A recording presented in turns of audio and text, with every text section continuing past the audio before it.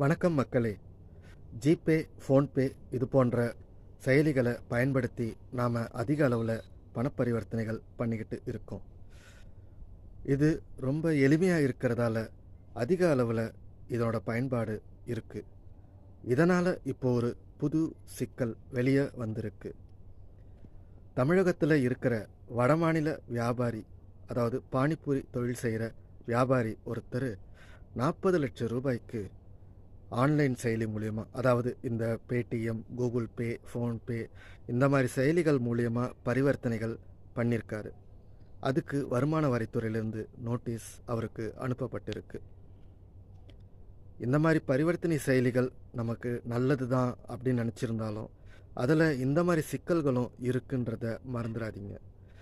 அதிக அளவு பரிவர்த்தனைகள் செய்யும்போது ஜாக்கிரதையாக செய்யுங்க. அதுதான் நம்மளோட வருங்காலத்துக்கு நல்லது. நன்றி.